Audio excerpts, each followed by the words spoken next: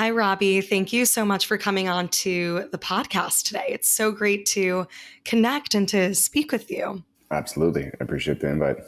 I have been an avid Othership fan, as you know, and as people who follow me know, now being a co-pilot ambassador, which is so great. I love getting to bring new people into the space to experience what I got to experience the first time, which was pure awe of the power of bringing people together through a guided journey between a sauna and ice bath can look like and feel like. Immediately captivated me.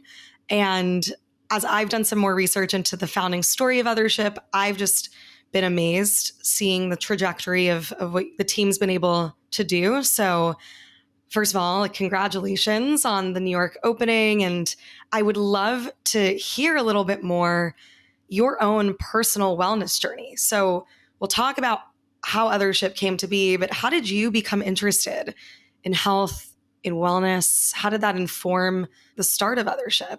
Yeah, I had pretty major struggles in my 20s. So big partier, alcohol, cocaine, drug use, I would disappear for days. And I just loved being social. And in my early 20s, it wasn't such a big deal.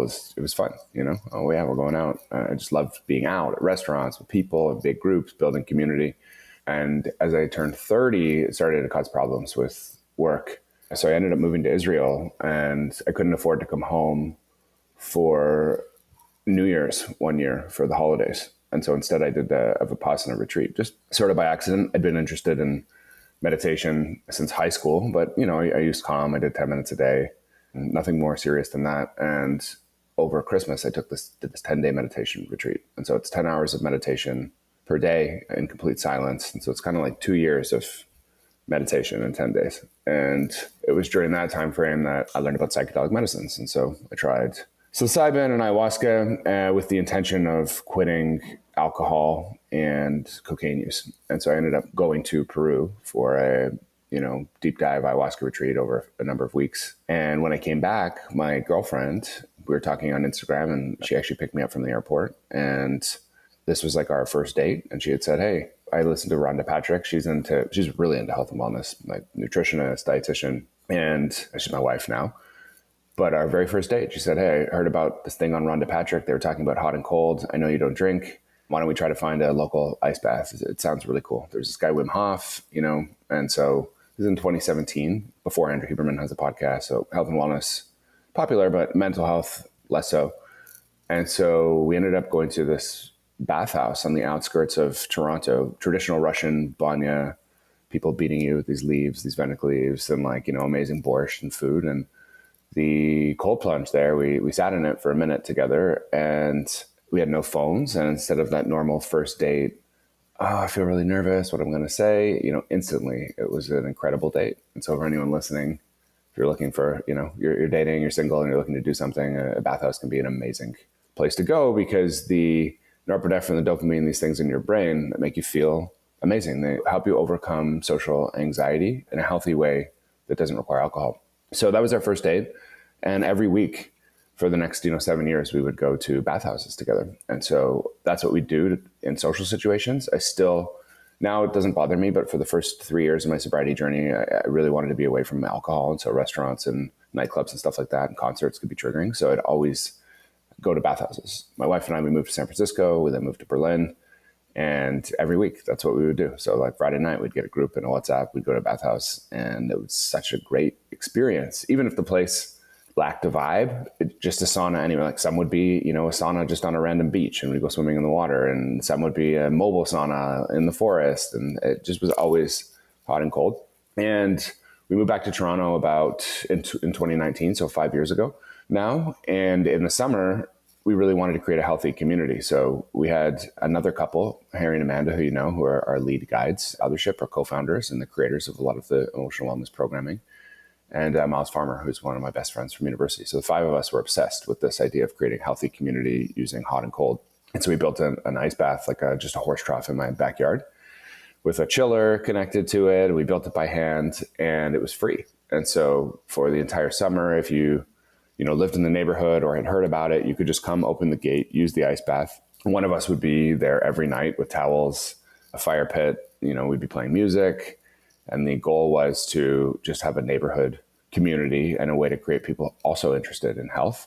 And it seems, prior to COVID, since COVID, there's been like an explosion of health podcasts and interested in wellness. But at the time, finding something to do that didn't revolve around alcohol at night was challenging. So that community grew to around 300 people. We then, as it became winter, decided like, hey, nobody wanted to take an ice bath just in a backyard in the middle of winter in Toronto. So we converted my garage into a sauna, ice bath, little tea room, and there was just a lock. And so if you got invited to the community, you'd get a download card, and you would just open the lock and you would let yourself in and use the space. That community still runs to this day, and it's run by the community, which is cool. Like everybody just, kind of cleans up after themselves. Some people volunteer their time to clean up each day. It was called Inward. And that's where we sort of had the idea for this emotional programming. And it just, that for us, when you say, like the idea of these classes in the sauna and ice bath, like that didn't exist in the world. It's a mixture of, 10 or so different modalities, but we would just be in this space. And, at first it was all about inflammation and the immune system and all the health benefits. And the reality is when you want to go in the ice bath, nobody cares about that kind of stuff. It's like, you actually have to get in. And so people were nervous and scared, and 99% of people don't want to do the ice bath. It's like, I hate the cold, and we've had over 250,000 visits now. And that's kind of 9 out of 10 will be like, I don't want to do this. I hate the cold. And there needs to be some programming to get through a challenging experience. So the very first one on Valentine's Day was the first kind of taste that programming could exist and be amazing. And so we were just there, 3 couples, and we went around and did a self-massage on each other in the sauna, and then shared about our first date, and then went in the ice bath with an eye gaze, and came out and warmed up each other hugging, then went back in the sauna, and then shared a story about what we love most about our partner, then shared a story about what we're struggling with. And by the end, all 3 couples are crying, and it was just like, wow, that was a really, really cool way to spend Valentine's Day without alcohol. A couple weeks later, we did something we just called the Desert Storm, which was 3 back-to-back saunas, each one hotter and hotter, with the last sauna in the dark. And we just had a drum, we're playing the drum, the frame drum, and saying like, okay, what are you struggling with? And people would share like, hey, I'm really struggling with imposter syndrome at work. And there's something about the hot and cold that wears down the part of you that is like all the armor that you're holding onto. And so people become really open. Like you're not on your phone, you're right in the present moment, and you just feel safe. And so people are sharing, hey, I'm not seeing my son enough and I feel guilty as a dad. Someone's sharing really angry, like, okay, it's complete darkness. Let's like scream it out. And so everyone's screaming in the sauna. And I look over and there's people who aren't into this kind of stuff, like normal. I work 9 to 5. I have 3 kids. I'm an accountant. I don't do therapy. I'm not into meditation. And they're like sharing and crying. And so it was like, wow, this is really something weird is happening here in this garage. It seems really powerful. Like it's changing people's lives, and they're making friends. They're finding romantic partners. They're, changing behavioral patterns. So that was kind of the journey. And a lot of the programming that infuses Othership, it comes from experience in rehab, Cocaine Anonymous, Hoffman Process, at Landmark, using psychedelic medicines, meditation retreats, doing therapy, CBT, group therapy, men's work. So myself and my 5 co-founders have all been pretty interested in this stuff for our own personal use. And Harry and Amanda, they're musicians and artists also. And so, during COVID, we were closed and we wanted to do something for our community. So we just started creating these breathwork tracks, and we would host them on Zoom. And at first it was 20 people, and then 100 people, and then 500 people. But the idea was, let's make a Zoom party for people who are at home, and we'll have breathwork, but let's make it to electronic music. So we partnered with this Burning Man DJ, Flying Colors, and we made these 1-hour sets. And it was like breathwork to music, so it was fun. And I think that's what makes Othership special, is that it's like we don't speak too much to the spiritual. We don't speak too much to the science. We speak to like, hey, this is a space to reduce stress, have fun with others. And we speak to emotions, which are like very universal. Acceptance, loving kindness, anger, gratitude, confidence, all these different things that everybody feels. So that's kind of how it started. Happy to go more into how we got here, or wherever you want to take it. I have a lot of questions and a lot of comments, which it's incredible just to think about the trajectory of building Othership and where you've drawn inspiration from with your own personal experiences. And the power of starting small to build your community and really investing in the people around you. It's really inspiring to see how Othership started really in your backyard for fun and then grew into, wait, like people are craving a space where they can feel connected to others, where they can feel safe, where they can be vulnerable, which is so hard to do, especially now when we're always on our phones and constantly comparing ourselves to other people, comparing ourselves to our friends, to our peers. I want to talk a little bit more about, if we backtrack actually to your time doing the Vipassana retreat, which I can imagine to be really difficult when previously at that point in your life, you had substance abuse issues. And a lot of times we use these substances as coping mechanisms, which distracts us from actually sitting with ourselves. And to do Vipassana is kind of like the far end of the extreme, to sit with yourself. I don't know if I could ever do it. I would like to try it one day, but I talk a lot. So I think it'd be really hard to be silent for 10 days. Can you share a little bit more about that experience and what you've learned from doing Vipassana, which now I guess is quite some time ago, but when you think about the learnings that you took from the Vipassana retreat and kind of how you infuse that into the different classes, Othership, into the way you live your own life and your own wellness practices, how has that carried over to present day? Vipassana is an incredible tool. I think the easiest way to sum it up is throughout my day, I'll have the same thoughts. So there was a study that there's like 60,000 thoughts on average that go through. I have no idea how they calculated that, but that's the number I've heard on Andrew Huberman. And, you know, the majority, 90% of those are the same negative loops that we use for protection. So it might be, I get up, I have to wake up my son, like take him to school. Okay, I've got these like 3 things to do for work. I need to get through my to-do list. I have to check my emails. And there's no time and space for like deeper contemplation. So the main thing I got out of Vipassana is just a break from daily life. There's no stimulation coming in. You're not watching TV. You're not talking to anyone. You're just sitting there focused on your breath and your body and the emotions that are arising. And it becomes very clear that we're not in control of our emotions. So we may think, oh, you know, I got this promotion and I'm happy. Like that's not actually what's happening. Random emotions are just coming up at will throughout the day. So it was just a very powerful experience to have a break from our normal lives, because I saw that, you know, my thoughts are not me, and what I'm thinking about every day changes if I'm not in the same environment. And so I took that practice, and it kind of opened my eyes to doing something like that once per year. So over the last 8 years, I would try and take a week to go off my phone. I've done a dark cave retreat where I stayed in a cave for 8 days. I've done a number of Vipassana retreats. I've done a number of psychedelic medicine retreats. I mentioned the Hoffman Process, which is sort of like the Vipassana for group therapy. And so it's a 7-day process with, you know, kind of 12 to 13 hours of group therapy per day and these like amazing exercises. And they all, to me, do the same thing. Tony Robbins could do it. It's just being in a new environment away from your phone where some type of state change or discomfort is happening. And it always has created space. So when I actually haven't done one. My son is 2 years old.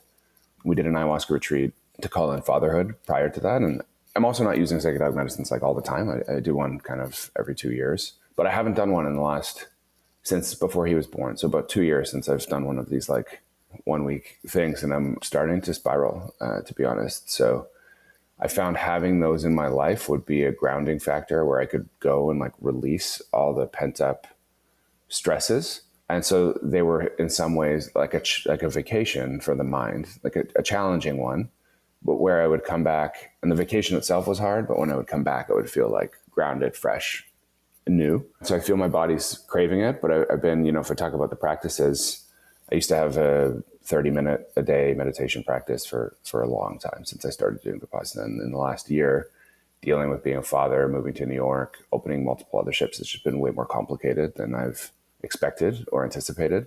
I've just been to be honest, just been struggling. So much so that like 2 days ago, I was just like crying, walking down the street in New York. Like, I don't know if I can fucking do this. And it's a relatable sentiment.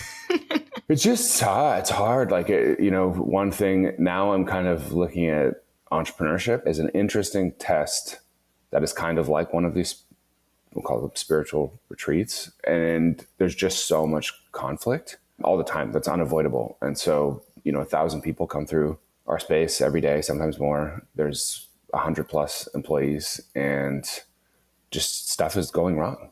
Somebody might try to say X. So there's like gossip, and then you're just seeing how people are, and especially in trying to deliver something amazing. A lot of people are so happy, but some are not, and they'll take. It just breaks my heart hearing negative reviews still, and obviously, yeah, it's not for everybody, and just it's intense. So in normal life, I was able to, if this friend and I aren't getting along, I can just avoid it, and then business, you're not able to do that. So yeah, so I would say for one, those practices really help for like a reset. So if anyone's listening who's, I feel like I want to change, or I want to just press pause, every single time I've done any of those practices, afterwards I'm like, fuck yeah, like it's incredible.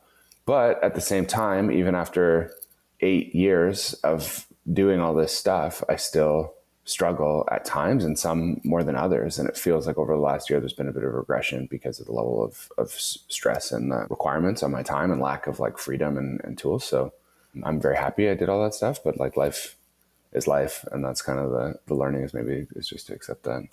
Yeah, life is life. And I think no matter how, invested we are with certain wellness practices or into these types of rituals or ways that we can take care of ourselves, like life is always going to hit us with some sort of challenge. And I think that how quickly we can come back to being grounded into ourselves is like the testament to being able to really navigate life's challenges, because they're inevitably going to happen no matter how many cold plunges we do, how many saunas, how many breathwork retreats, meditations.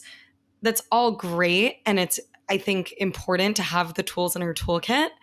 But at the end of the day, we can't predict really what's going to happen to us. So the faster we can come back to ourselves, the more resilient we can be, when facing adversity, I think is actually what creates that homeostasis in our brains and our bodies and our lives. And it's funny that you mentioned the Hoffman process, because a very close friend of mine has done it. And she said to me, it's the best experience of her life. She didn't even want to tell me what she did, because she was like, if you ever do it, like, I want it to be a surprise. Like, you need to go in really not knowing. And in my head, I was like, okay, I can imagine it being something like kind of what you described. But maybe that's a ping from the universe that one day I'll have to do the Hoffman process. And it's funny because I never felt like I was a very spiritual, like quote unquote spiritual person. However, I've practiced yoga since I was 9 or 10 years old.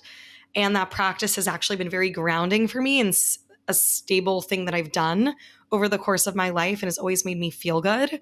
And yoga is a very spiritual practice. Taking classes at Othership feels very spiritual to me. And I know you mentioned that, you guys don't try to push any of that really onto the people that come, which I think is a good thing, because not everyone's going to be receptive to that. I know I wasn't for a long time, but there is something to be said around really learning to just tap into your body and into the power of your breath.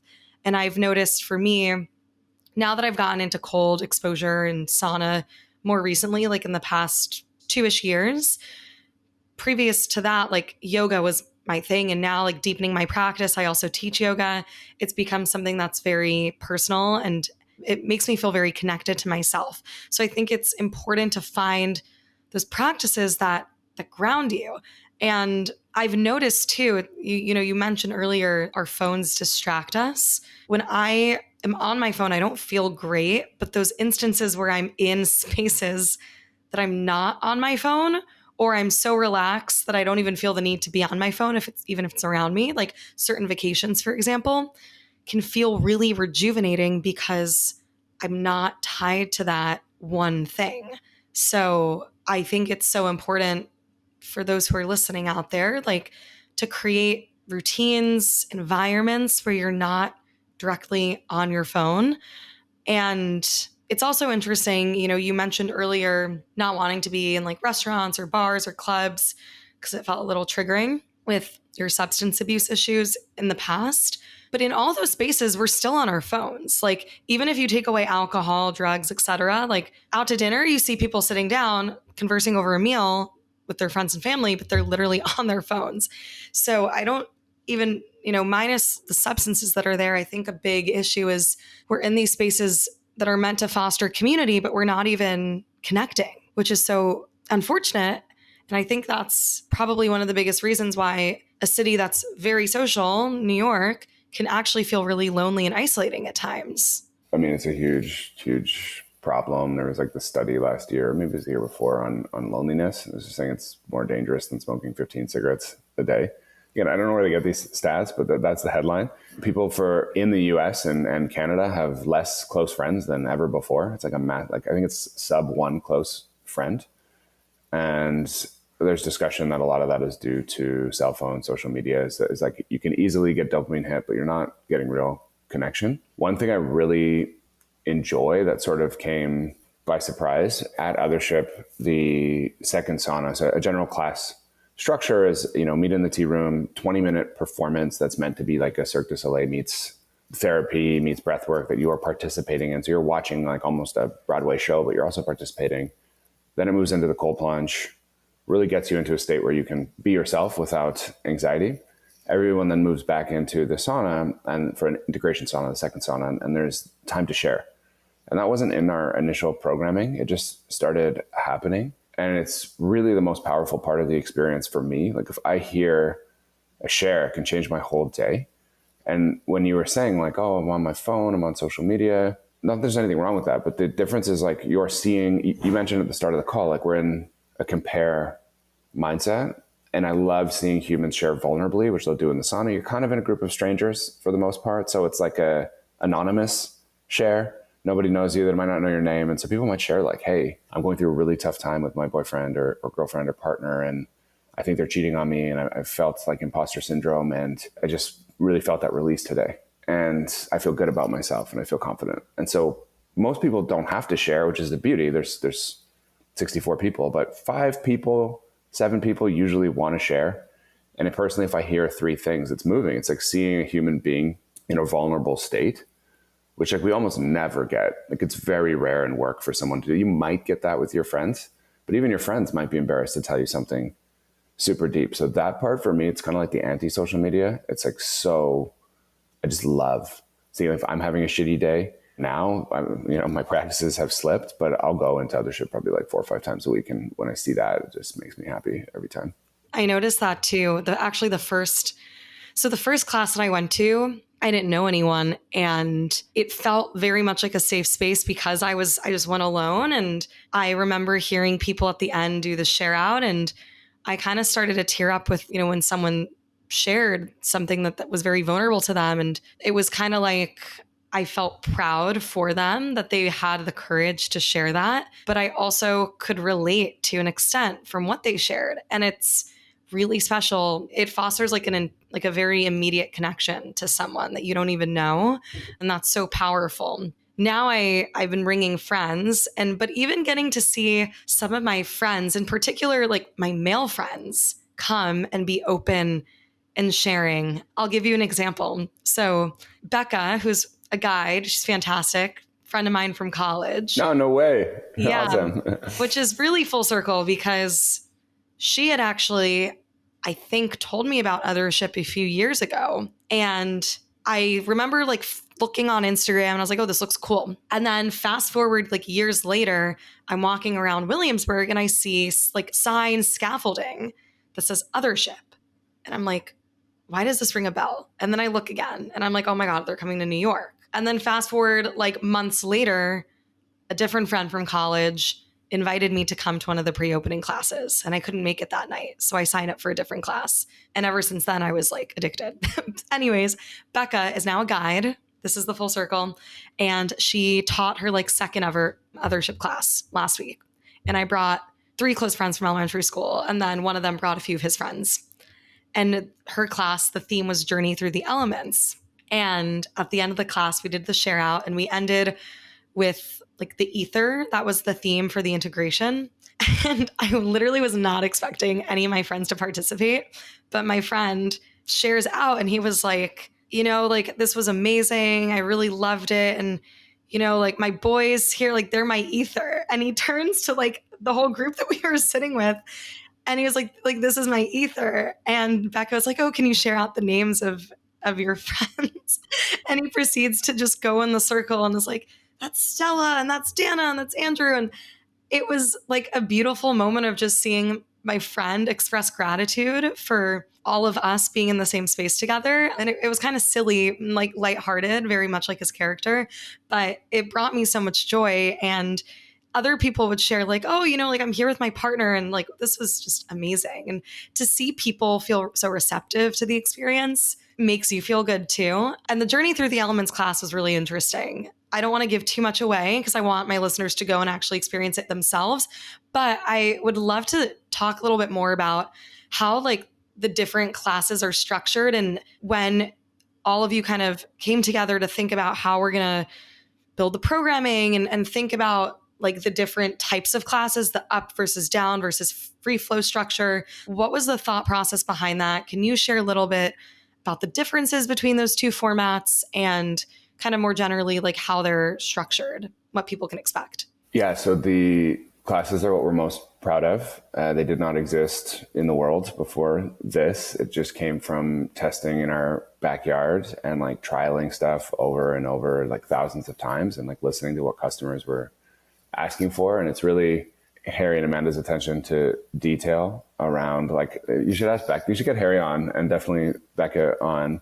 The training itself is 150 hours. It's like a yoga teacher training, and we're training like hospitality, how to hold space, how to encourage sharing, how to talk to the journeyers, the scripts for the classes, the playlists are created. Like each class takes hundreds of hours to create. And an example, we're coming out with a new one. We kind of look at them like albums, like you're dropping a new release. And so we're dropping gratitude relatively soon. It's next on the list. And it's just people talking about like, we sell these journals at the front, like 5-minute journal. And people are like, oh, we love the journal. And I go, oh my God, how have we not done a gratitude class? Like that's the ultimate. And so Harry writes this class and there's a ton of research involved. So reading psychology papers, listening to meditations, thinking about like, how does gratitude actually work? And so he writes this entire gratitude class. And usually there's a theme and then the class is written and then you pick the music. And then within the music, there's activity. So it might be breath work. It might be some type of vocalization. It might be humming. It might be singing. It might be a partner exercise like an eye gaze. And then there's like the smell element. So for gratitude, it might be in more uplifting smells like juniper or ylang ylang or citruses. And there's hundreds of smells to choose from. And so every class is like written in that way, segments. And how much he cares. He spent like so much time writing this class and then listened to this Andrew Huberman podcast 3 hours long on gratitude and the actual science of like what makes you feel grateful. And I was like, oh fuck, I have to change the whole class. And so we're really trying to go into the science of how these emotions are created and like what other modalities use. So we have one called the nervous system reset. And again, using things like the physiological sigh, tapping, different mental visualization exercises to move the nervous system from sympathetic to parasympathetic. And so the types of classes, there are 28. So they really roll into 3 different buckets. There's the down classes, which I just mentioned. So, unwind, nervous system reset, sound immersion, where a guide is playing 5 or 6 different instruments and you're just receiving sound. There's one called senses, where a lot of it is in darkness, and it's learning to really fall into the sense of smell, taste, touch through the hot and cold. It's a beautiful performance. There's pure presence, which is an intro to meditation. So for those thinking like, oh, I think you can do Vipassana. I know you said you think you talk too much, but I think you can do it. It is a really nice intro to meditation. Then there are up classes. So up classes like, hey, you know what? It's after work. I really want to get into it. Like I'm not here to relax. I'm not by myself. I'm with friends. And so you might have an 80s dance party. You might have call and response where people are like, hey, hey, hey, hey, everyone's getting into it. And it's kind of silly, kind of fun, but it's just meant to get you. A lot of these things come from like the Hoffman process where it's discomforting. It makes you feel like a child, it makes you feel a bit cheesy, but it's fun. It gets you out of your shell. We have a class called Arctic Tundra where it's multiple ice baths. So it's like 4 or 5 ice baths, but you're in groups and there's a lot of partner activity. So you end up meeting 4 or 5 people. I was there last night and I always try to talk to as many people as possible. And a woman was saying, young person, probably 22. She was like, I'm an introvert and I'm really wanting to work on it, but I don't know how to have conversations. And in this class, there's conversation prompts where it's like, hey, turn to the person beside you and just share something you're working on. And she's like, it's so helpful for me to have these, I feel comfortable talking, but I don't know what to say. And so in these questions, I feel comfortable. It's like, whoa, that's so cool. I've never heard anyone come here to like work on their conversation skills. So the up classes are more that vibe. And then my favorite, I think what we're really known for, and they're polarizing, they're not for everybody, is these all around classes. And they're classes built to help you feel into your emotions in a safe space. And this is where you hear the big shares oftentimes. So there's one on inner power, which is like feeling into your own confidence. There's a loving kindness class, which does have an eye gaze, which people in Toronto, when we open, we're like, oh, is it that weird thing with the eye gaze? Like, I don't want to go to that one. And they're nervous. And, you know, so you can see on the schedule, we'd label the classes like the downside for deep stretch, totally relaxed, don't need to talk to anybody. On the all around side, probably the deepest one is called acceptance. And it's really about facing into things you want to let go. There's one called release, which is again around releasing things from your body and mind using a whole bunch of different modalities. But the whole point is to face your emotions and feel them. And those are my favorite. And those are the ones that people that like the emotional classes develop this sort of cult following and like passion, because there is no space really where you can do that in a group. And those journeyers have like the deepest connection. So those are the 28 classes. And then the free flow was what we had initially intended. It's just using the space on your own. So there's always a guide if you need help with the ice bath. The free flow is actually great if you're like, I'm really struggling with the ice bath, I want some private coaching.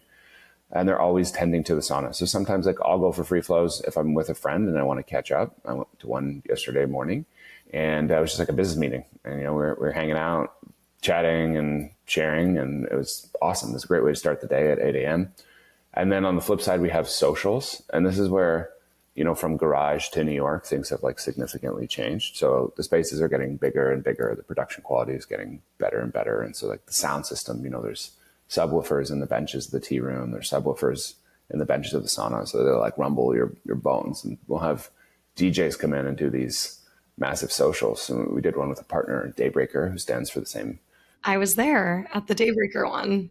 Amazing. So it just like mind blowing. It was insane, packed to the brim. Like I never even thought that could happen in our space, and like had no idea. And even when they were like, hey, we're going to bring this many people, it was just like, okay, like nervous. Yeah. Like, is this going to work? But like, okay. And, you know, they're like, oh, we really foresee people standing on the tea room, kind of like it's a nightclub. Like we have a stadium seating tea room, which is very unique to us around this orb light. And so you can have very in-depth conversations with many people, like even 8-10 people can all kind of talk together. And like, we see like people standing on each. I'm like, oh, is that like going to be safe? Is that okay? And, you know, sure enough, the party starts and I look around and there's 2 people playing saxophone, someone playing a trombone, someone playing the piano, a DJ. There's like, you know, and like, yeah, I literally felt like I was clubbing, like sober at 7 a.m. on a Wednesday. Like it and, you know, there's 60-year-olds, 70-year-olds, everyone smiling. And I saw people like leaving and this look of confusion on their face of like smiling, but it's kind of like, I feel like I left a rave and I have that feeling of just like euphoria, but I'm also sober and it's also Wednesday morning. Like, what the fuck is happening? And so that like blew my mind. I mean, I've never really seen anything like that. And I started to feel like it's always been very clear the classes are a huge draw on the free flow and the hot and cold. But it was the first time I started to think, wow, this can be disruptive to nightlife and nightclubs. And this could be something that people think, hey, Friday night, like we have socials in Toronto and they're fun, but they're not parties in the same way. I just would love a world where people, oh, what are we going to do on New Year's? Well, we're going to do it at Othership. Like, what am I going to do for my birthday? I'm going to do it there. So that is really new. And then another net new thing I'm super excited about. You mentioned, hey, you're in restaurants, you're still on your phone. We went to the Comedy Cellar. I go all the time. Like it's like one of my favorite things to do is just to laugh in a group. It makes me feel so good. And it's open late, so I'll go off after Othership. I've probably been 6 times this summer. But I went before we moved here. We were celebrating like the signage in Williamsburg you referenced. And they, you know, this girl behind me is just wasted. And I'm trying to like listen to the comic and she's chatting her own thing up. And I'm like, what is happening here? You know, and it's kind of like a bit dingy. They're serving burgers and I love it. But I was like, oh, I wonder if we could do this in a different environment. And so we went back to Toronto. We found 3 pro comics. I'm like, hey, can you guys come and do a comedy show? And they're like, what? Like, why? In the sauna? That's crazy. No way. And so then they decided, they're like, okay, you know what? We'll come and we'll do it. And so we started in the ice bath, move into the sauna, and it heats down a bit, but they do 2 sets of 10-minute shows, ice bath intermission, and 2 more sets. So you're getting 4 comics. You're getting the health benefits of the hot cold, and it's like electric. the vibe, because you're coming out of the cold plunge like so fired up with all these people that sort of believe in the same values. And so that's something I'm super excited about bringing to New York. Our first show is in September, the first comedy show. And then the same with like live music. All these new ideas are coming from, you know, that are different from the garage. And just being here and watching people, I'm like, oh, fuck yeah. Like we had a team in a journal series and a supper series. Do you know? Yeah, I know the founders. I'm really good friends with Oren, who led that journal series at Othership. So, I mean, the wellness entrepreneurial world is like super small, especially in New York. And that event looked fantastic. Yeah, it was amazing. Another way of like, oh, I never had the idea where you could activate the space like that. And somebody pitches it. We're like, yeah, let's try it. And so people are journaling. What a space to journal. Like you go in, your emotions are wide open, and then you start writing things down. So that was mind blowing. We had somebody the other week do a tea tasting during a quiet free flow. So the idea is like you come in, it's more of a meditative vibe. It says quiet free flow on the schedule. You're using the space at your own pace. Most people are solo or with one friend whispering, and there's a violinist and then a giant tea bar. And so you come to the tea bar and say like, hey, I want to feel relaxed. And so they'll put in like, you know, some ashwagandha and some chamomile and a bunch of different elements to make like a herbal potion. So that was really cool. So I feel we're just scratching the surface of what can be done. And the New York vibe it's like so strong. People in Toronto are a little more reserved, and it takes time to break them out of their shell, especially you come to this thing, you're nervous already, you don't want to do the cold. And all of a sudden there's a group scream and people are like, you know, New York, there's a lot of like pent up stress here. And it's like, I think this is why Othership is just going to be so amazing here, because people literally need an escape. Like New Yorkers, we are just like moving a million miles a second, and like the ability to slow down, but also to release, like it's hard to kind of come by in New York. But really what I do love, like even as you've described the different classes and the different types of like activations in the space, is that it curates to really such a wide audience, to the people who are really into like, let me do this loving kindness, deep like exploration, spiritual, work on my emotions type of class and release. And then there's the other folks that like are just, you know, like they just want to come and see a comedy show and they want to have a good time, but they like doing sauna cold plunges. You know, like it doesn't have to be binary. You can love both. You can only want one. And to have a space that curates really to everyone, I think makes it really inclusive and also creates more of an appeal to be a part of the community. When I went to the first opening class, like pre-opening class, and one of the guides was talking about like different types of offerings, she mentioned comedy shows. And that really piqued my interest, because I was like, okay, I have a few friends who definitely don't want to do the like screaming, chanting, whatever, but love comedy and will show up for that. And I was like, okay, I can bring them. And I also would love to experience that in a sauna and an ice bath. I think, you know, laughing releases endorphins. So it's a big endorphin like overload, I feel like, for that kind of experience. But speaking of endorphins, speaking of joy and happiness, which is what this podcast is about, I'd love to hear from you, Robbie. How do you define happiness and cultivating joy in your life? It's kind of a big question, but what would you say is your definition of happiness? I think there's like moments in my life where I feel like a kid that just feels so pure and like fleeting right now. Like I just mentioned, the last year has been like quite a struggle, but two that come to mind. One, I didn't know this, but I love magic, like love it to like a nerdy extent.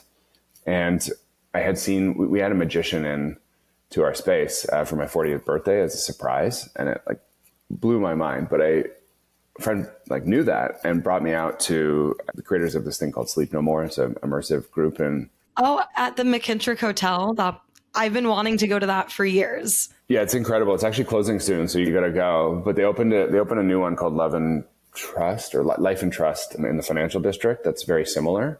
But they also have a secret magic show.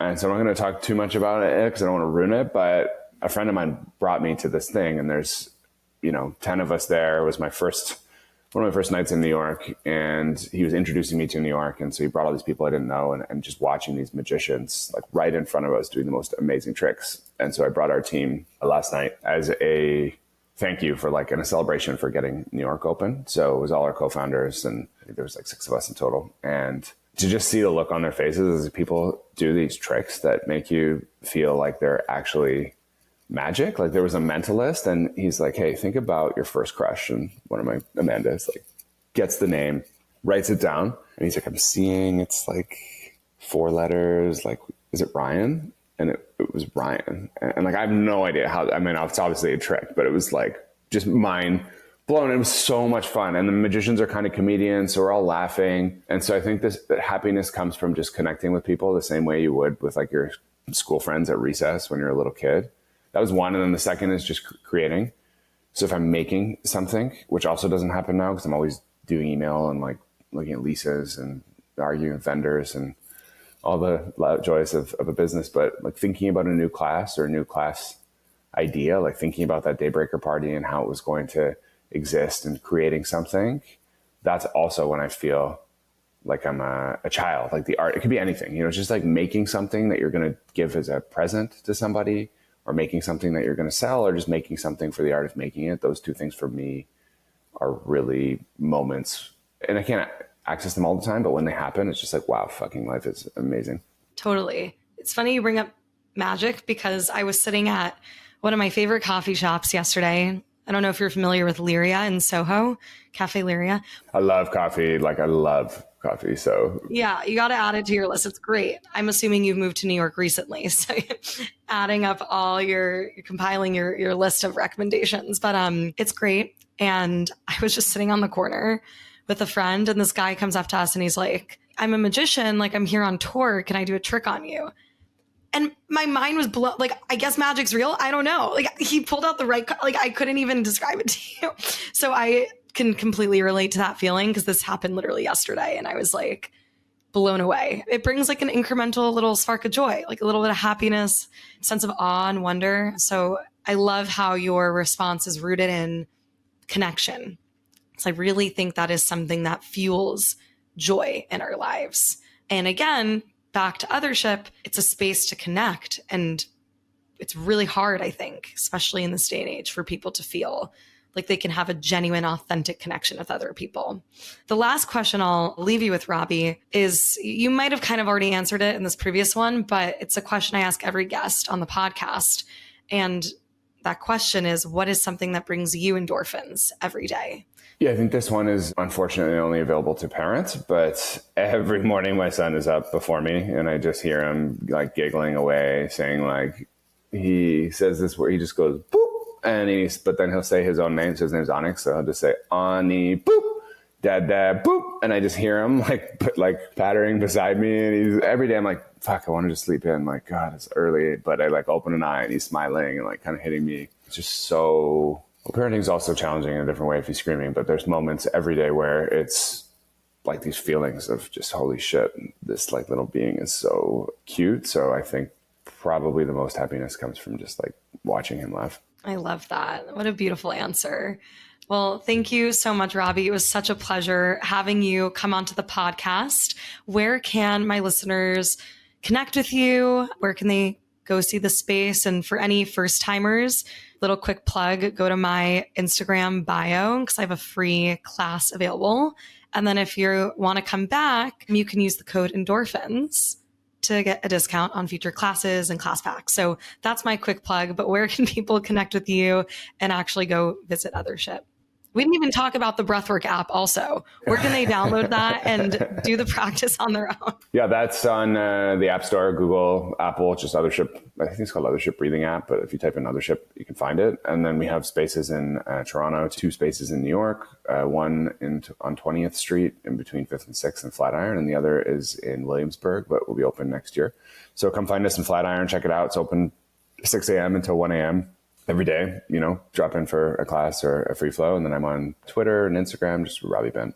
Amazing. Well, thank you so much. It was such a pleasure. Thank you.